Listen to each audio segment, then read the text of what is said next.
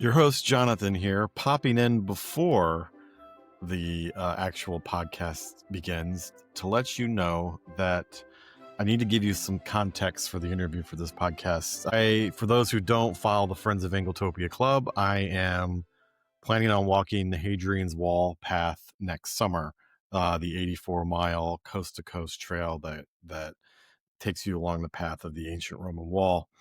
And so in the research for that, I got in touch with Max Adventure based on the recommendation of some followers, and they have kindly provided one of their expert guides on Hadrian's Wall for me to interrogate. The interview is great, tons of great information about the wall. But I wanted to do a quick introduction before because things have slightly changed a little bit since I recorded this last month. We have decided we do calendars every year as a fundraiser for Anglotopia's operations.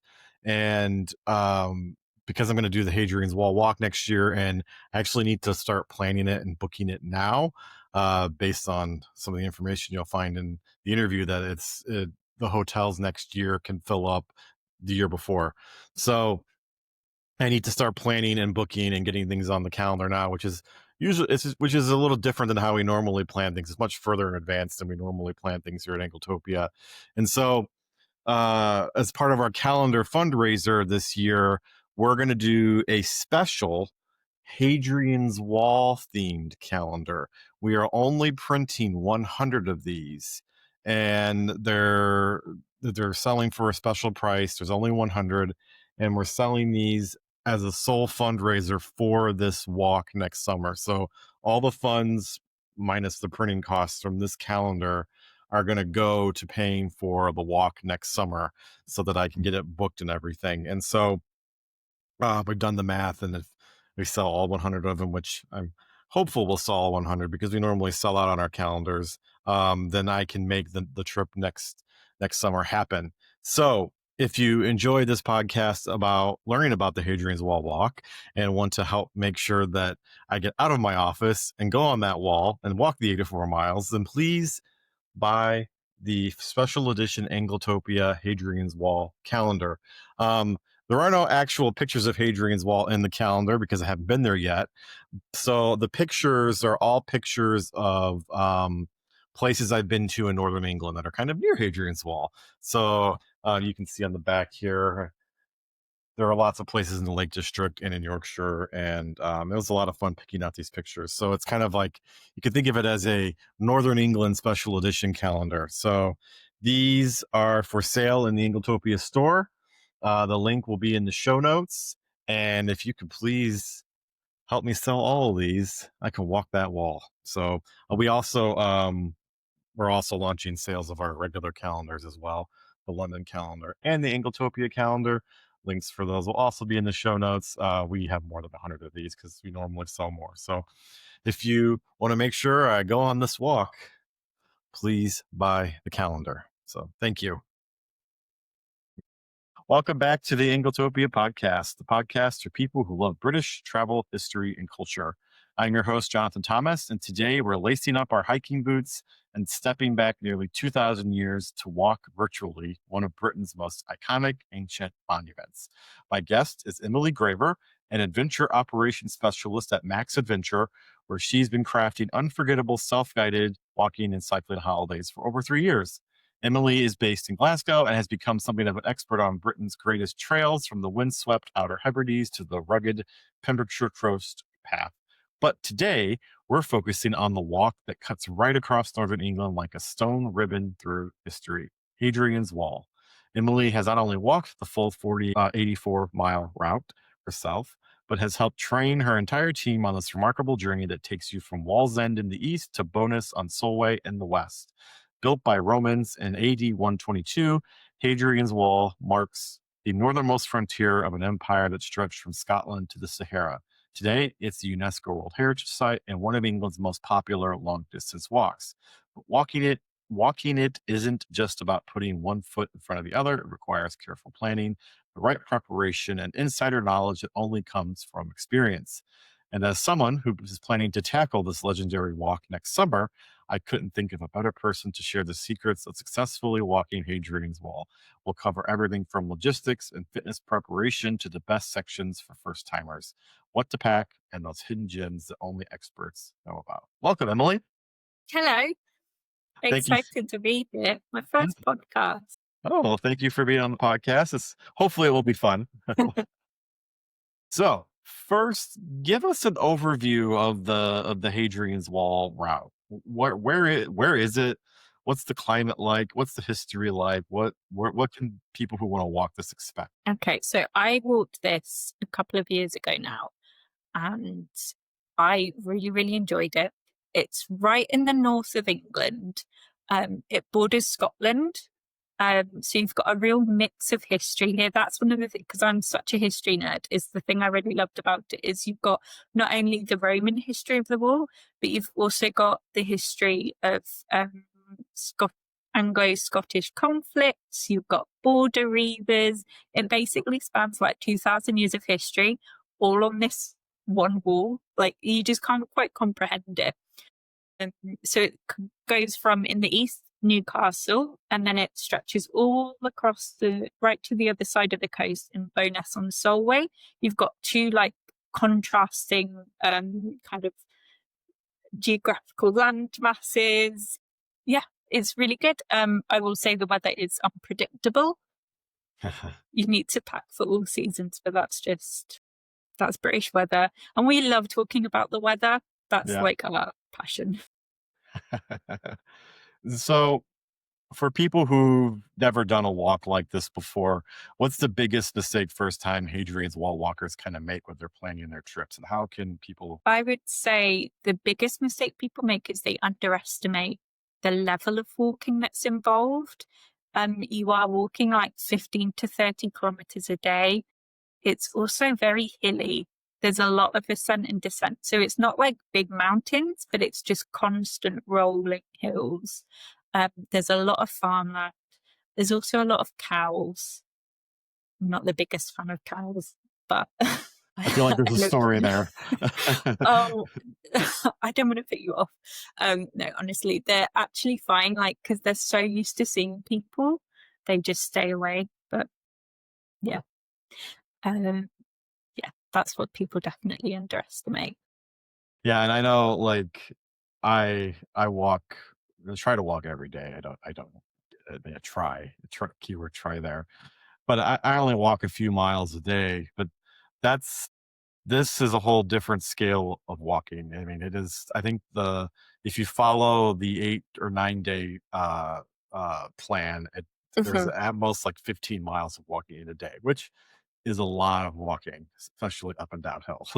It is a lot, and I think that's why it's so good to get practicing now, because if you've got like a whole year, that's more than enough time to work up to it.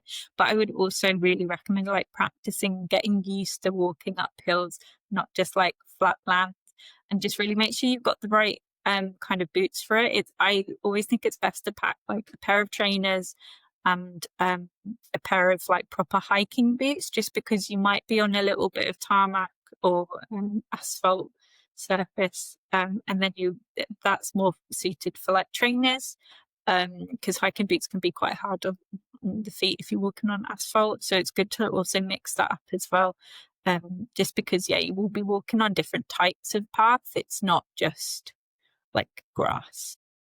See, that's a great tip right there. I already get an insider tip because if you go east to or if you go west to east and you're in Bowness on Solway, like the first 10 miles is an asphalt path, so or a wrong road. So you don't want to wear hiking boots on. No. You need the trainers for sure. So how far in advance? Let me back up a little bit. Max Adventure, you guys plan the logistics for walkers who want to kind of have everything handled for them. So let's say if I wanted to do the walk in 10 days, you guys will give me all the route guidance, you will book my hotels, and you will move my luggage from place to place and sort of be on call if anything comes up. Am I right? Yeah, exactly. That's absolutely it. So we offer like a range of itineraries just because we know like everyone's fitness is fitness levels are different. So if you have only got 5 days and you want to try and do the whole thing, like we've got an itinerary, I think like our shortest is like a 6-day itinerary. It will be longer walking days, but if you've got the fitness levels to suit it, that will work for you. If you've only got a few days and you just want to see the highlights, we've got an itinerary for that. If you want to do the whole thing but really take your time for it, we've got like a 9-day itinerary where it spreads the walking. It's not as intense. We will book all your accommodations. We've got a really useful app that will tell you exactly where to walk. You literally just have to follow the dot and it like vibrates if you go off the path. It's so useful. It also has like dinner recommendations, places to stop, sites to see. And there are so many sites on the Hadrian's Wall. Like honestly, there's a whole list. I was trying to cram them all in because there's like at least one thing to see every single day. Yeah. So we also move your luggage. Yeah, we do it all. Yeah, and Pretty that's much. something I'm looking forward to a lot is as not only am I gonna do the walking, there's a lot to see and do along the way, and if you're just focused on walking, you're gonna completely miss it, and so I th I think I'm gonna lean towards the leisurely, like, 9, 10-day version just because there's going to be so much I want to see. So, speaking of that, how far in advance do you recommend someone book their walk, especially if they want to do it in the summer months? Actually, which is recommended you do it in the summer months. So, like, should I be booking it now? Yeah, like May and September, it's crazy. May is booking up a lot for people, very keen people that are ready to go on holiday for next May. It books up really, really quickly. So I'd really recommend if you've got like, if you want to, so we book a lot of accommodations, but some of them are more on the path than others because we have to go where the availability is. So we'll help you, like we'll book taxis for you so you can stay in these other places. We'll arrange transfers for you to get there. But if you would prefer to like stay on the route, book ahead now and we will be able to get you those priority. Or if you've got like preferences of where you want to stay or the style of place you want to stay, if you book ahead now, we will be able to get that for you, rather than like a few months down the line.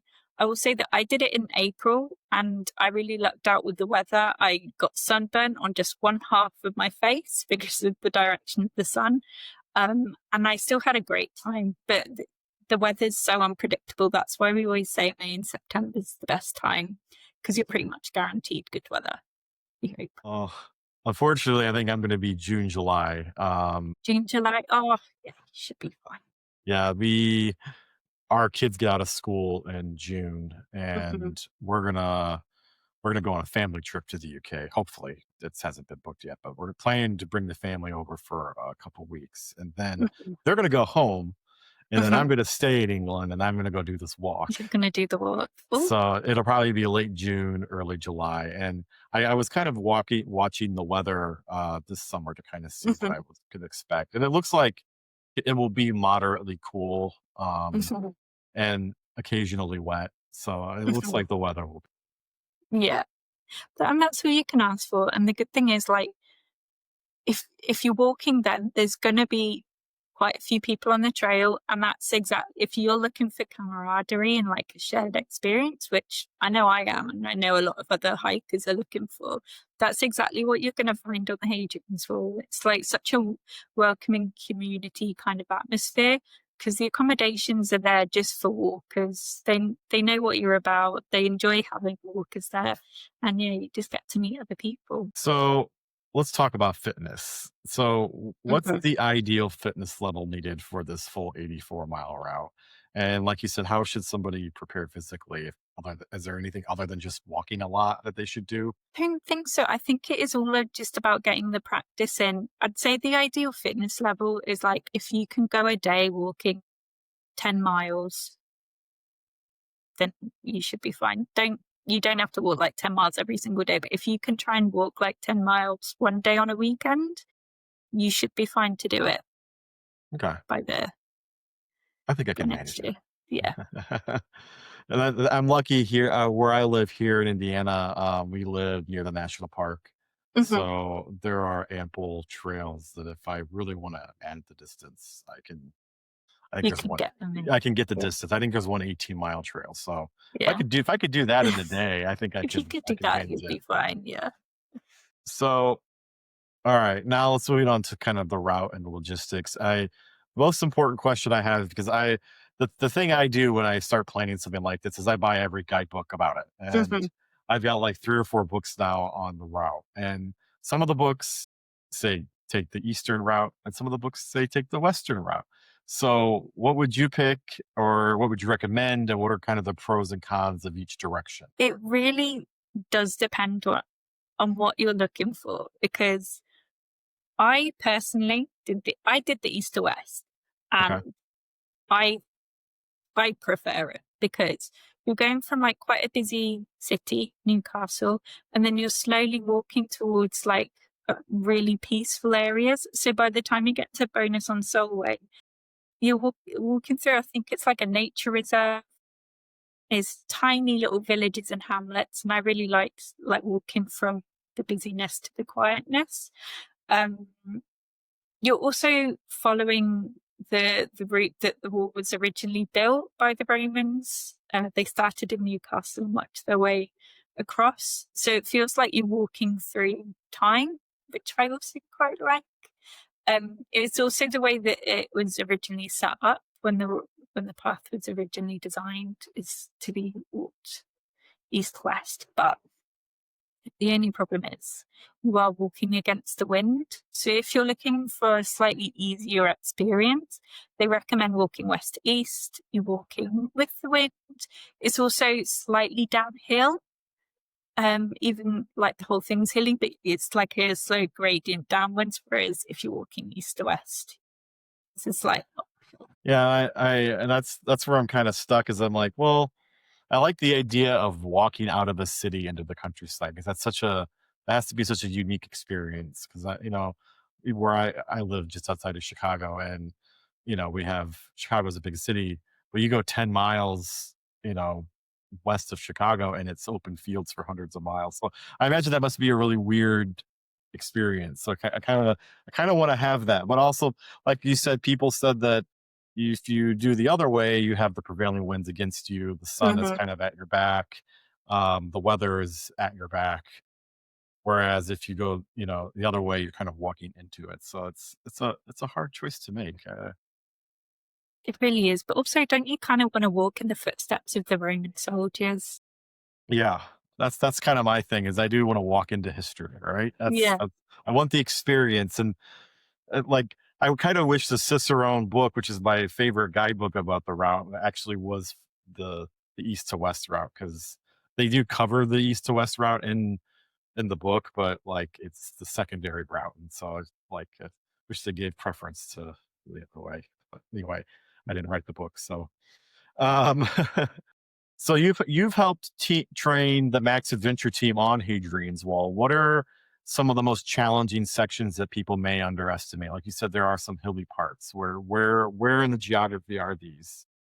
So the most challenging section is between a cute little village called Oncebury and the Hayton Gate turnoff. It's very, very hilly. It's also got some of the best sections of the wall, and it can be up to 30 kilometers because there's only like a couple of accommodations in Hayton Gate. It's actually in the village called Lanercost, which is like next to Hayton Gate. But we usually have to book people into Brampton, so that does add 3 miles onto the walking day. So you are looking at 18 miles total in that one section. That's a lot. It's a It's a lot. lot. It's a lot, but I will say it is worth it because, first of all, Lanercost has a priory, a ruined priory that's really, really interesting. Do love a ruin. Exactly. Edward the Third, I think it is, who is called the Hammer of the Scots. He went to Scotland a lot, borders, to try and get more land from the Scottish borders. He actually died there. So, yeah, it's just interesting if you like history. And then you can just get a taxi. Otherwise, yeah, you're just going to have to walk it. There's no way around it. I have a feeling I'm going to have a taxi on speed dial. Well, I should say to people who want to visit Hadrian's Wall and don't have the ambition to do this walk, there is a road, there's a bus route that pretty much Yeah. follows the route of the wall, where you can get off at various spots and see it and get back on the bus and not have to do any walking. It's well serviced by taxis, and then at each end are major railway stations. So it's easy to get to Hadrian's Wall if you want to see the wall and experience a little bit of that Roman history, and if you don't have the ambition to walk it. But that kind of leads into my next question is, if let's say someone only has 4 or 5 days and they I mean, they could do the whole walk in that amount of time if they were very, very fit. But if they don't Mhm. have the time to do the whole walk, which sections of the walk would you recommend they kind of prioritize to just get that walk experience and to see some of the landscape and the wall? Well, this is an itinerary we actually offer. It's the Best of Hadrian's Wall itinerary, and it's only about 4 or 5 days. On this itinerary, you actually get to stay in Corbridge, which isn't part of the official Hadrian's Wall path route, but Corbridge is it's the site of the old Roman town. So you've got the current town of Corbridge, and then just I think it's like a mile outside of that, you've got this Roman town that you can visit. And then the walk will take you from Corbridge to I think it's to Carlisle, to Brampton, and that's it covers the best bits of the wall in about 4 or 5 days. Okay, well, it's good to know. But I got to do it all. So, so one of the things I'm curious about, because I like I like to know the details of things, even if it's not relevant. But I like to know the details. So, how does Max Adventures handle the luggage transfer logistics? Like, what should a walker pack in their day bag versus what their luggage is being transported has? So we work with a local luggage company who specialise in walking, transferring like walking hikers' luggages. Um, they transfer luggage along the Hadrian's Wall path. Shout out to Mark. I feel like I talk to him a lot. He's a lovely guy.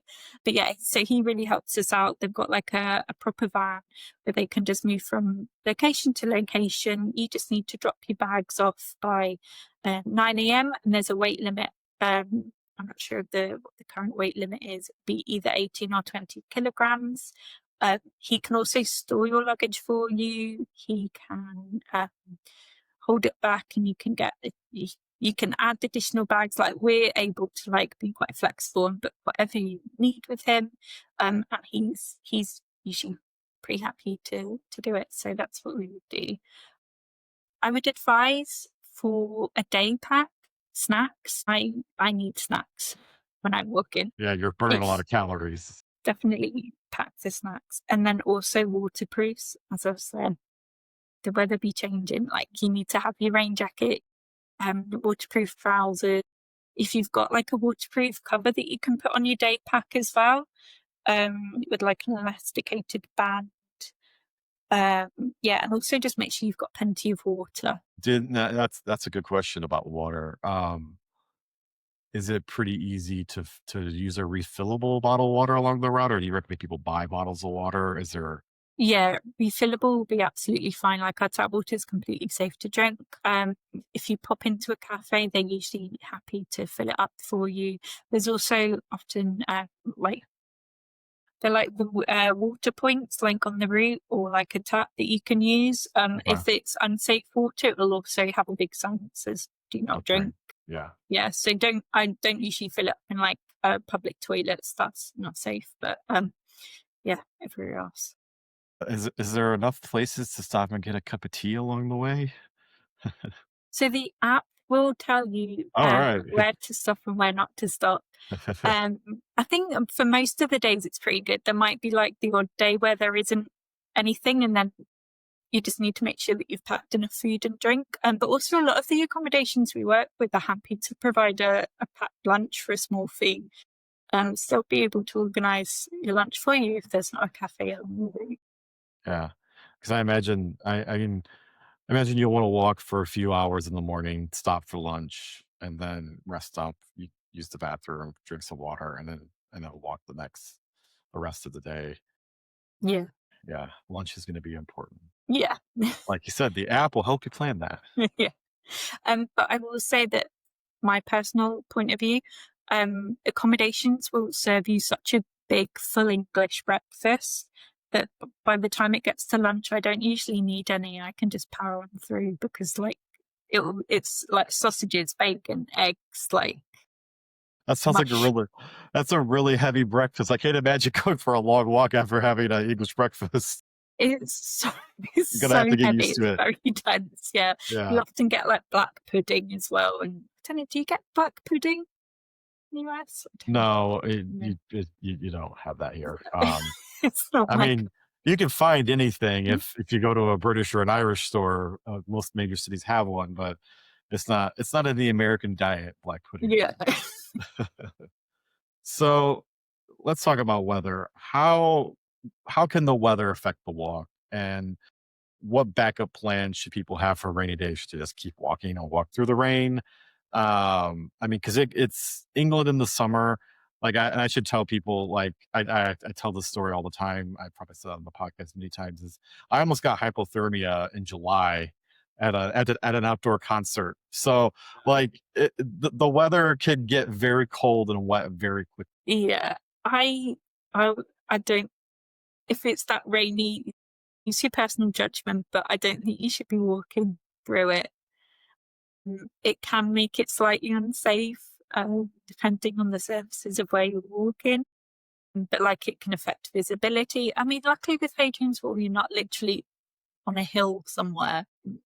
Yeah, I would say if it's rainy, there's so much to see and do that not walking one section, you're not going to miss much because, as you've already said, there's a bus and it's really well connected. It's called like the Hadrian's Wall bus. Like, it's designed specifically to take you to the best bits of the Hadrian's Wall.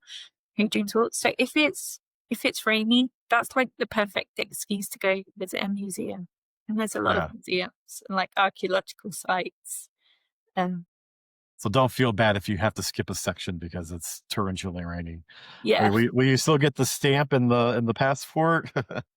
yeah, you'll still get the stamp. Yeah. Oh, Okay. yeah, I should mention that. That's another fun thing Yeah. about the Hadrian's Wall is that you do get a passport that you can get stamped at certain checkpoints. So, Yeah. And then I should also add that it could rain for 5, 10 minutes and then it'd be done raining. yeah, It's usually rain is not usually a permanent state in the summer in England. no, no, it will be 10 minutes and then it will switch off just like a tap. So if you can just find a cafe to sit in and wait for it to or stop, you'll be fine. or the bus stand where the bus stops. Yeah, Just wait there yeah, out of the rain. Oh, um, what's your go-to packing list for Hadrian's Wall? Are there any items people tend to forget that you consider essential? yeah. So I learnt the hard way. Oh Blister no. plasters. Yeah. You have to pack them because my feet were absolutely awful. And then I got to this lovely accommodation called Vallon Lodge in Wandsbrood, and a very kind lady there gave me her pack of blister plasters because my feet were so sore. Yeah, I don't think people pack them. And they should. Okay. As I mean, in theory, if you've done a lot of walking to prepare, your blisters should hopefully be at a minimum. But are they going to happen either no matter how much you plan? Yeah, yeah. I thought that. I thought my feet would just harden into like shoes, but it didn't Didn't happen. happen. Mm-mm. Oh, But no, apart from that, we do have like a list of important things to pack again on the app because it's got all the information you could possibly want. But the like top three: proper shoes, trainers or hiking boots, preferably both, blister plasters, and waterproofs. Also sun cream because I also got burnt on there. oh, yeah. I mean, it's the summer. I mean, it's you could get sunburn easily, especially if you're walking into the sun. Oh, I mean, even if you're walking away from the sun, you could get out of your neck too. I suppose. Yeah, sunscreen. That's a good one.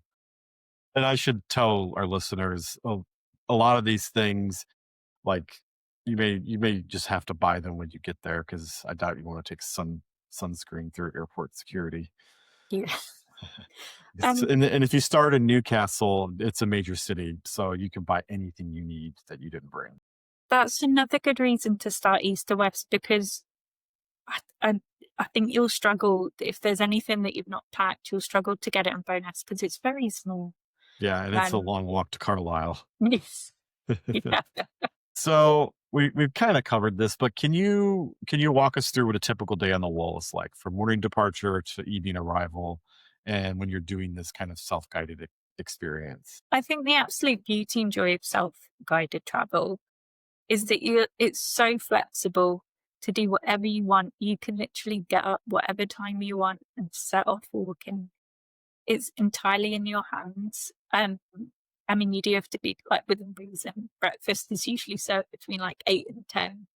Um, but yeah, that's what I would do. I would start walking earlier the better, about 9 after a big filling lift, and then just you can just stop along the way, visit some cafes, um, visit a museum, and then you just need to check into your hotel, relax, have an evening meal. Your bag will be waiting for you, and then you just repeat it the next day. Just make sure your bag is downstairs, ready to be collected, and have your breakfast. Yeah, we really just take away the stresses and pains of traveling. Like you just get to focus on what you actually want to do, which is have a lovely time. Yeah, that sounds really nice because it's going to be hard enough to do this walk. Not having to worry about the logistics would be nice, because then Mhm. you're literally just focusing on your own mental health to get through this. That you can do this. Your bag is handled. Your dinner is handled. It's all fine. Yeah. And And if then there you are any issues, like we're a phone call away. Just give us a call. And we'll be able to help. Yeah, then once you get in for the evening, you can lay in your bed and not move until the morning and watch all the British TV you want. Exactly. So, speaking of accommodation, what is the accommodation like along the wall? 'Cause I know Max offers kind of several tiers for Mhm. various budgets. So, what can someone say expect if they book on the budget plan versus if they want to pay a little more and have a more luxurious experience? So we work with a number of bed and breakfasts, guest houses, um, inns, which are basically pubs with rooms. We also work with restaurants with rooms and hotels. I will say with the Hadrian's Wall, there's less opportunities to upgrade your accommodation just because of the places we work with. They're very, very small. So it will tend to be more bed and breakfasts and inns. I personally love a pub, so I'm more than happy to stay in an inn. But I know some people prefer that bed and breakfast experience or the hotel experience. But I will say, like, it's not compared to like if you were doing a trip in the Cotswolds where there's so many hotels that are like 4 and 5 star. It's not possible on the Hadrian's Wall because it's just too small a place. But what it does give you is you get to actually meet the people that live there and work there, and you get to know more about like what it's like to live in England. Right. And I know, to kind of I want to maybe explain the difference between those different kinds of accommodations, because Mhm. you know the pub with rooms, that those are very common in England. I've stayed in quite a few, and it's literally usually a pub downstairs and upstairs. Be a lot of fun because you can hang out, and if you like to drink, you can hang out in the pub and meet the locals and have that kind of experience. But pubs with rooms tend to be kind of loud upstairs because you could hear people drinking till till closing time. Um, but then a bed and breakfast is usually in someone's house. It's much quieter, much more personal experience. Guest houses are more like hotels, and so on. So kind of just depends on what kind of experience really you want to have. Mhm. Yeah, because I've not been to America, so I don't know how accommodations work there. But it does feel like there is a difference that There, there yeah. is. Yeah, because here, most of our hotels, at least most hotels are chain hotels, even in small towns. And there will usually be a small bed and breakfast and in a small town if it's a pretty small town and people want to visit it. But bed and breakfasts are much more rare. We definitely don't have bars with rooms above that. But yeah, most places are just like a Holiday Inn or a Motel 8 or a Hyatt or a Marriott, and they're everywhere. Like, I mean, I could within 5 miles of my house, there's probably 10 or 15. We live by Lake Michigan, so there's a lot of travel in this Oh, area. wow. Yeah. But anyway, yeah, hotels here, a completely different experience than you would have in pretty much anywhere in England. I mean, yeah, you guys have chain hotels, um, but in the countryside, there's a lot less chain hotels, and Yeah. Yeah. or We we'll tend yeah. Yeah, we tend not to work with too many chain hotels. In Newcastle, we do work with a couple, but yeah, as soon as you get into like the towns and villages, it's it will just be like one family like owning and running it, which is like, as you say, it's really nice to get that personal experience. I always really enjoy meeting the people that run our little B&Bs and inns because they've always got the gossip. Well, right, they're a special breed. Yeah, It takes a lot to run one of those places. yeah, it's a lot of work. It really is a lot of work. So, having walked the wall yourself, what was your most memorable moment or surprise discovery along? So I would say Vindolanda, which is I don't know how to explain it without getting too excited because it's one of my favorite places I've visited. Exciting. In Once there was a fort called the Vindolanda Fort, which you can go and visit, and it's got a museum attached, and the museum is like devoted to life in Vindolanda. So you've got like hundreds of pairs of Roman shoes. You've got like the armor that the horses would wear. Like it's got all this phenomenal things. But the most exciting thing is they've discovered preserved handwritten parchments from Roman soldiers writing letters home. And I think what had happened is they tried to burn a pile of them and it hadn't quite burned, and then just layers of sediment on top perfectly preserved it. So he's got letters like this Roman soldier asking his mum for a new pair of socks because it's so chilly and things like that. And it's so personal, and it makes like 2,000 years of history really, really relatable. Yeah, and it's so unique. Like you just don't get that. So half of them are still in Vindolanda and half went to the British Museum because they're such a unique find. So yeah, that's my top tip. Whenever anyone asks me what's the one thing I should do, Hadrian's Wall, I'm like, visit Vindolanda. All right. Well, I will make sure to do that. So, how does Hadrian's Wall walk compare to other UK trails you've done, like the Cumbrian Way or the Pembrokeshire Coast Path? I would say it's just the sheer amount of history and culture and the number of sites to see is unparalleled to any other walk I've done. The Cumbria Way is very, very pretty. I've also done the West Highland Way, again, stunning, had the best time. But like the Hadrian's Wall is just got so much history. Yeah, I can't say any more without getting too excited and just doing like a lecture on where you should visit it. But yeah, if you're really into Roman history and culture, I know I think about it at least one time a day. Like you need to go and see it. So, what are the best ways for international travelers coming to the UK? Usually, they come through London to get to the starting points of the wall walk. What do you guys recommend? It's one of the easiest walks to get to, I would say, because you've got two like big towns and cities like either end. Not Bowness, you've got Carlisle and you've got Newcastle. So London to Newcastle has a direct train. You've got London to Carlisle. It might not be a direct train, but it will get you there in a few hours. I think it's also possible to fly into Manchester now. So Manchester to Carlisle is a nice easy train, or Manchester to Newcastle again, nice easy train. If you're like starting in Scotland and working your way down again, direct trains. The public transport links to Carlisle, Newcastle are very, very good. So you heard it here, people. Take the train. Mhm. Take the train, because sometimes we get asked to do the taxi journeys and our taxi drivers just aren't willing to drive Yeah, 2-3 hours. yeah. Yeah, It's get the long. train.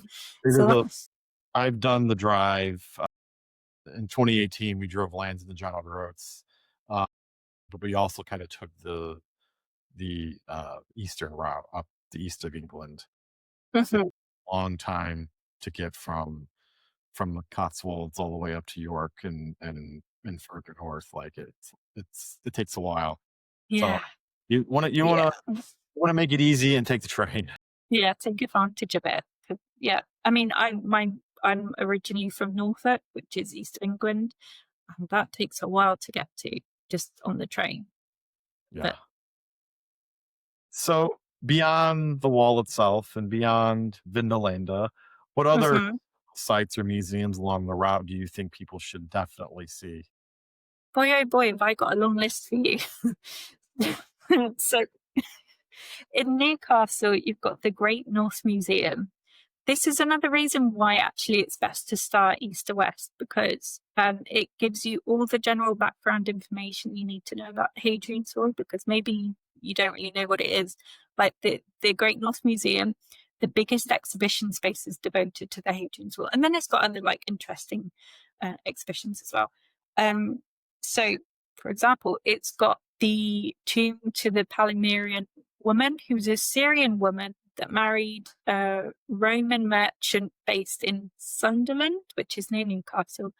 And so it's this beautiful tomb that's like a fusion of Eastern and classical design. You've got the Mithrasian statue. So when you're on the Hadrian's Wall, you'll pass the temple to Mithras, who's like this Iranian god, well, Persian god that not a lot of people really know or understand because it wasn't written down anywhere. And we've got a statue of that. You've also got really cool templates of. So the Roman army was made up of provincial soldiers who didn't have Roman citizenship. So it's like the written templates that basically gives them their citizenship, things like that. You've also got different forts along the routes. You've got Chester's, which is based in Chollerford. You've got Burdesvold, which is going towards Carlisle anyway. You've got Halsteads, you've got the Lanercost Priory, you've got Carlisle Cathedral. You've also got Carlisle Castle, which is the most besieged castle in Britain. And you've also got the 3 bonus churches, which were basically turned into fortresses because of the border reivers, who were Scottish people who would come over the border, steal the cattle and whatever, and go back across the Solway, which is the sea separating. Bunch of jerks, right? Yeah, well, we were doing the same thing, so it's fine. It's all fine. So, then that kind of leads into my next question.